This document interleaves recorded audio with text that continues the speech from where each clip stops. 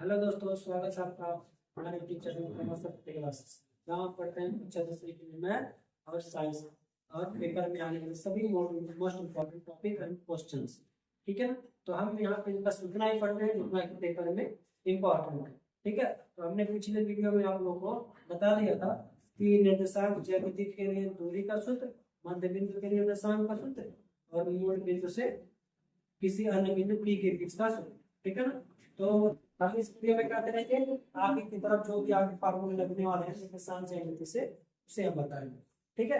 तो अगला फार्मूला क्या होता है, देखिए, यदि कोई रेखा है इस प्रकार से इसका निर्देशांक दिया गया हो, इसका x1 x2 हो, y1 हो और इसका x2 y2 हो। एक अन्य बिंदु जो है इसका निर्देशांक x, y, यह अगर इसे m1 और m2 अनुपात में विभाजित करता है, ठीक है, तो आपको ज्ञात करना रहेगा कि इन दो बिंदुओं को यह बिंदु किस अनुपात में विभाजित करता है, या फिर इन दोनों बिंदुओं का मान देगा अनुपात का मान, तो हम यह इसका मान पूछ लेगा। ठीक है ना। तो हमें क्या करना होगा, तो हम जब अनुपात वाला फार्मूला लगाते हैं तो फार्मूला क्या होता है अनुपात के लिए, अनुपात m1 m2 वो तो x बराबर फार्मूला होता है x1 m1 x2 plus m2 x1 अपान m1 प्लस का। ठीक है। और y बराबर होता है m1 y2 plus m2 y1 अपान m1 प्लस का। ठीक है। तो यह फार्मूला होता है कि यदि कोई दो बिंदु दिए गए हो, उनको यदि तीसरा बिंदु किसी अनुपात में विभाजित करता हो तो उस बिंदु के निर्देशांक का फार्मूला क्या होगा, x बराबर है y बराबर है। ठीक है। एक तो इसके लिए हो गया, इसे हम अंतर विभाजन भी कहते हैं। क्या कहते हैं? अंतर विभाजन भी कहते हैं। ठीक है। अंतर विभाजन कहते हैं अगर कोई बाह्य विभाजन करता हो। ठीक है। और प्रश्न में लिखेगा कि यह बिंदु बाह्य विभाजन करता है। ठीक है। तो बाह्य विभाजन के लिए फार्मूला क्या हो जाएगा, बाह्य विभाजन के। तो बाह्य विभाजन में ज्यादा अंतर नहीं होता है, बस यहाँ पे माइनस हो जाएगा, बस और कुछ नहीं।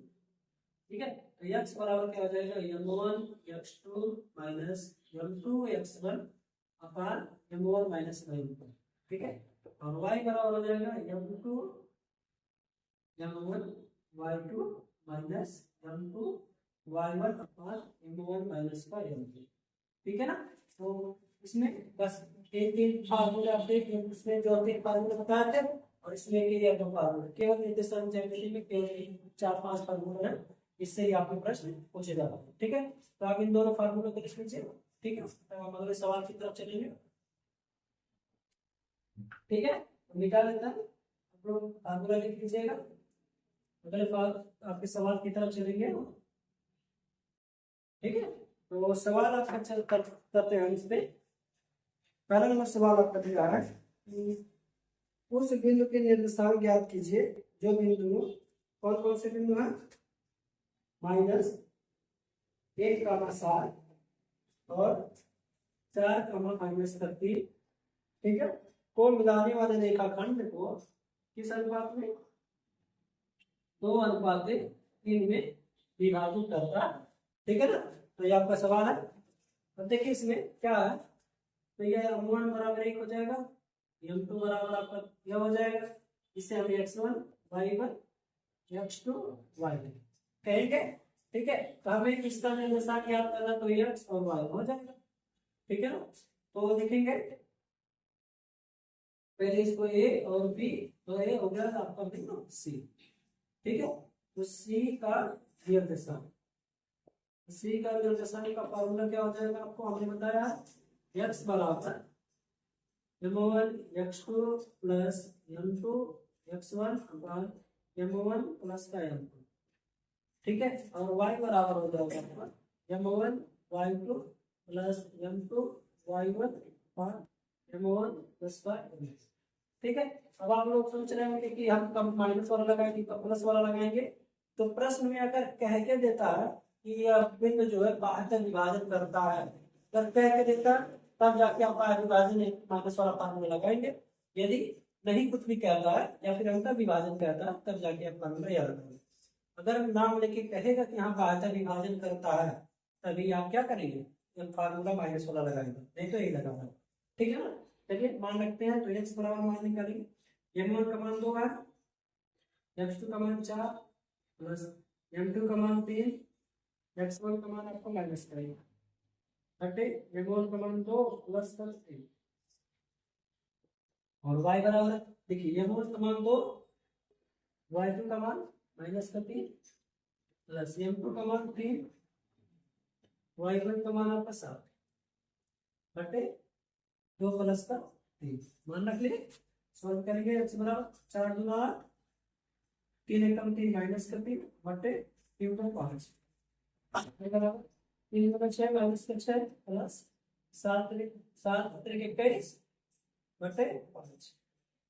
x बराबर 8 में से 3 गया 5, 5 बटे 5 काटेंगे तो 1 आ जाएगा और y बराबर 21 में से 6 गया 21 में से 6 गया कितना 15 बटे 5 काटेंगे इसको 3 बार में तो x बराबर कितना 1 और y बराबर 3 आगे लिखेंगे अपना लिमिट 7 क्या हो जाएगा लिमिट 7 क्या हो जाएगा आपका संग x का मान 1 y का मान 3। ठीक है ये आपका आंसर है। ठीक है सवाल समझ में आया। ठीक है तो आप इसी तरीके के सवाल आपको पढ़ने हैं। ठीक है इस सवाल को नोट कर लीजिए, आगे फिर अगले सवाल की तरह चलेंगे हम। ठीक है तो इसी में जा रहे हैं।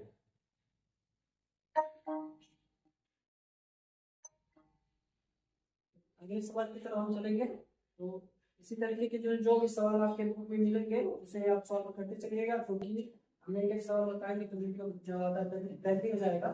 ठीक है ना तो आप लोग बस हमें कुछ सवाल किस तरीके के बताएंगे जिससे कि आप लोग अच्छे से हम तैयार कर लीजिए। ठीक है चलिए दूसरा प्रश्न आपका है कि बिंदु को कौन से 4 माइनस करिए समान क्या है तो जब c का निर्देशांक निकालेंगे तो c का निर्देशांक के फार्मूला क्या होगा x बराबर m1 x2 plus m2 x1 1 m1 plus m2। ठीक है ना तो m1 का मान क्या है c के लिए ये x2 का मान ये x1 y1 x2 और ये y2 x1 का मान कितना x2 का मान माइनस का 2 प्लस m2 का मान आपका कितना 2 और x1 का मान आपका कितना है 4 पूरे का बटे m1 ये और ठीक है ये x का मान आ जाएगा 2 एकम 2 माइनस का 2 बस 2 4 में 8 बटे 3 x बराबर 8 में से 2 गया कितना हो जाएगा 6 बटे 3 काटेंगे तो कितना बना 2 बराबर x बराबर कितना आ गया। ठीक है अब y का फॉर्मूला लगाएंगे y बराबर क्या हो जाएगा m1 y2 plus m2 y1 m1 plus का ठीक है m1 का मान कितना होगा 8 y2 का मान माइनस का 3 प्लस m2 का मान 2 और y1 का मान माइनस का 3 बटे m1 का मान आपको प्लस 3 एकम 3 माइनस का 3 2 एकम का माइनस का 2 बटे 20 तो y का कितना हो जाएगा माइनस का 5 बटे 3। ठीक है ना तो जो c का निर्देशांक आ गया आपका कितना आ गया 2 माइनस का 5 बटे 3। ठीक है ना तो इसे नोट कर लीजिए। ठीक